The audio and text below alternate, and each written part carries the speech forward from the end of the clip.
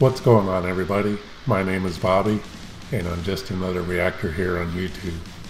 And today I'm going to be reacting to Lorna Shore of the Abyss live. And before I get to this reaction, I just want to remind you all to please subscribe to my channel, and please like this video. And if you care to support my channel, there's a PayPal link in the description, or you can leave a tip through the Brave browser, which is a cryptocurrency browser. You can also donate through the Cash App using my email address, which is also in the description below. But donations to my channel are not necessary. They're not required. You can watch my videos for free, but any support for my channel is greatly appreciated. Now, Lorna Shore, when I first reacted to the Hellfire, to that song, I mentioned at first that, that it's really not my favorite kind of vocals, the style that Will Ramos, I've learned that that's his name. In Spanish we would say Will Ramos, but I think I've heard it pronounced Ramos, but I'm not sure. I know he's from Puerto Rico, but I mentioned in my reaction to the Hellfire that, his vocal style is not my favorite kind of style, and that it sounded like it was layered and a lot of effects in the studio and this and that. But I've since watched some of his, actually one of his vocal playthroughs for the same song, and then reacted to, and I returned to Nothingness and learned that, it's pretty much his vocals, and you can see in that vocal playthrough that he's really singing the way he sings, and I still think they enhance it a little bit in the studio, but not as much as what I thought. They might just beef it up a little bit, but they don't add any kind of effects to make his voice sound lower or anything like that, which you can actually do in some software. But man, I've just grown more impressed with this band the more I read about them and listen to those two songs that I've reacted to. I haven't listened to anything else. I'd like to react to some songs with her previous vocalists as well, so one of these days I'll get to those. But yeah, really impressive. And the drummer in this band, I used to be a drummer a long time ago, and the drummer in this band, his name is Austin, I believe it is. Austin Archie. Man, he's just awesome. His footwork is incredible, and his just all-around drumming is incredible. So yeah, this band is really impressive, and the more I listen to the song To the Hellfire, and even and I Return to Nothingness, but especially To the Hellfire, man, I'm just blown away by how heavy that song is, and the breakdown in that song is just like, man, it's like the breakdown of the decade, I think. But anyway, a lot of y'all recommended that I react to this song. It's called Of the Abyss live, so that's what I'm going to do. So without further ado, this is my reaction to Lorna Shore of the Abyss live.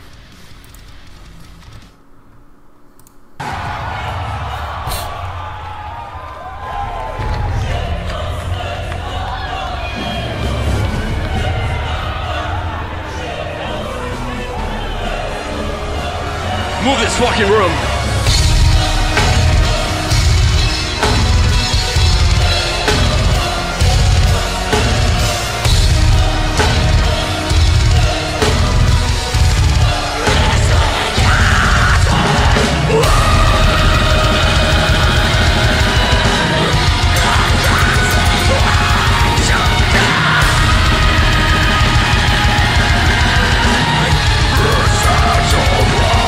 Side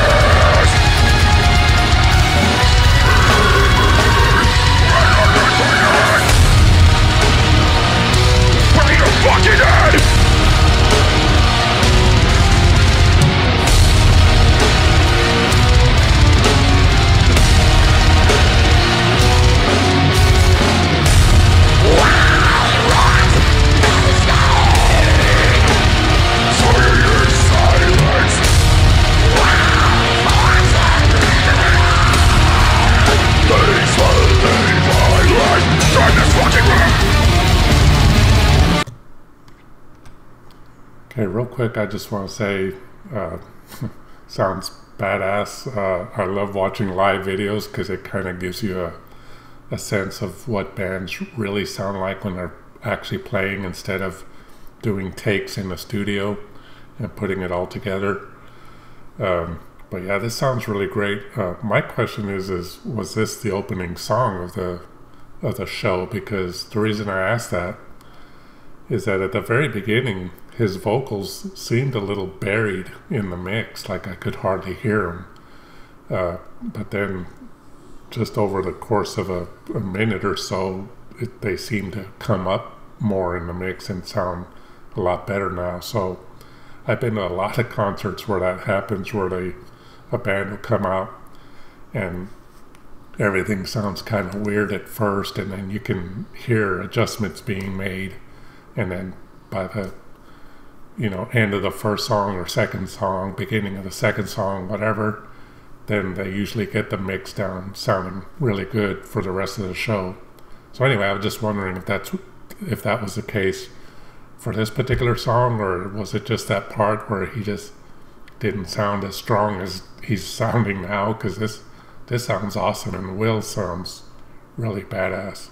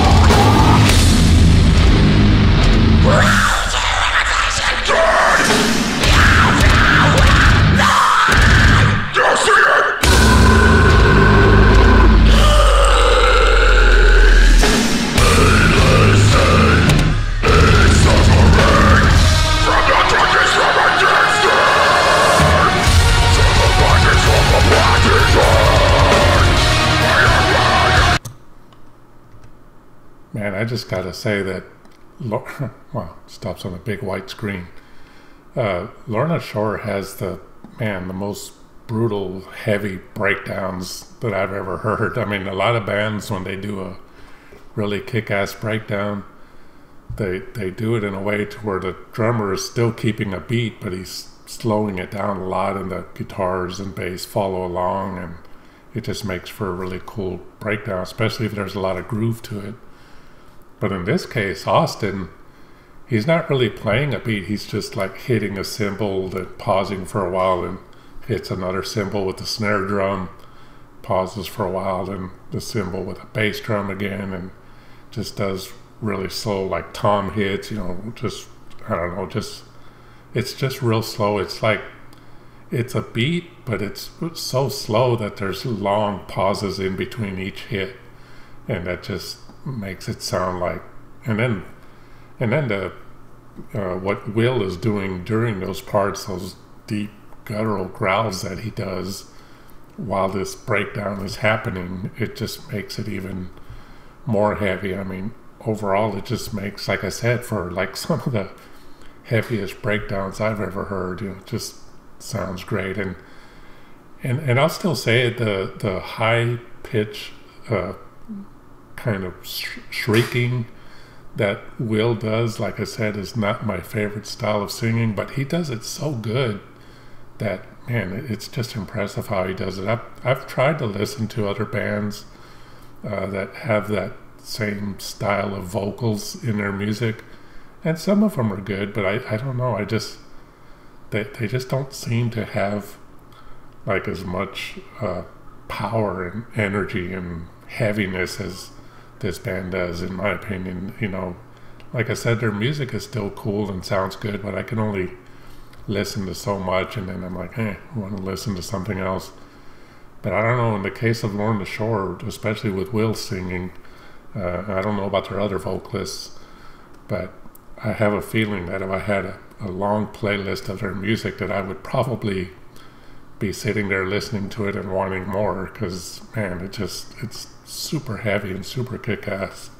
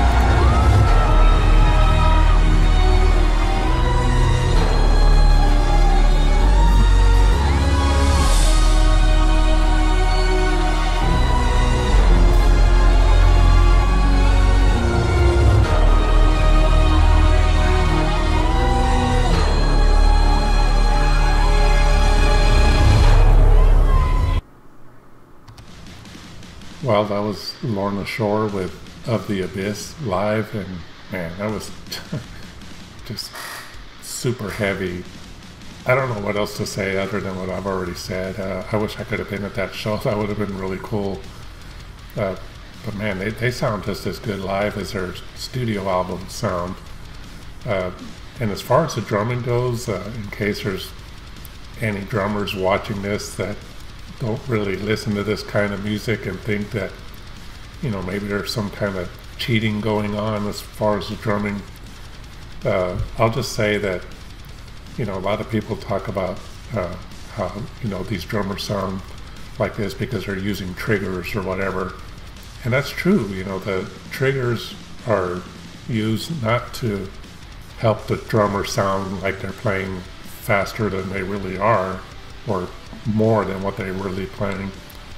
But the thing with triggers is when you hit them, whether you hit them soft or hard, it's going to put forth the same amount of sound no matter how hard you hit it. And a lot of these drummers, especially with their sticking, they play so fast that they have to kind of be close to the drum heads, and they can't get a big enough attack on the drum to make that loud sound if it was just a regular acoustic drum. So they play really soft and fast, but the triggers still put forth that big heavy sound. Even with the bass drums, if they're playing real fast and barely hitting the drum, the bass drums, then it still puts out that strong sound. And, you know, in a way, you could look at that as cheating, but the speed of it that it's played, you know, it still has to be hit to get that sound to go. So the movement is there and the playing is there. It's just enhanced by the sound of the triggers. Now there are some pedals that I've seen that I've never seen any heavy metal drummer use them that are really cheater pedals. I've seen a pedal, and I don't even know if they sell them anymore. I saw them a long time ago where it was one pedal that had two mallets on it, and there was a way to move a switch on it with your foot to where when you hit it, it would hit the bass drum twice, and you could just move your foot like this and make it sound like you're playing a double bass drum beat, you know. And that was kind of a cheesy pedal, and you know, you could do some cool stuff with it. And I saw a sample video of it. And like I said, I don't even know if they sell them anymore because I've never seen anybody use them, especially heavy metal drummers. Like I said, what you're hearing is really what they're playing, but the sound is just enhanced a little bit by the sound of the triggers, the module that they're using to create that sound. But anyway, that was a long thing about drumming, but I just wanted to mention that because I know there's some drummers out there that might not like this kind of music and probably think that there's some kind of cheating going on. But anyway, that was badass. That was really cool. Let me know in the comments what else I can react to by Lorna Shore, especially with their previous vocalists. I'm kind of curious now to hear what they sound like. So anyway, that's my reaction. I hope y'all enjoyed it, and I just want to remind y'all again to please subscribe to my channel, and please like this video. And if you care to support my channel, there's a PayPal link in the description, or you can leave a tip through the Brave browser, which is a cryptocurrency browser. You can even donate through the Cash App using my email address, which is also in the description below. But donations to my channel are not necessary, they're not required. You can watch my videos for free, but any support for my channel is greatly appreciated. Thank you all once again for watching my reaction to Lorna Shore of The Abyss.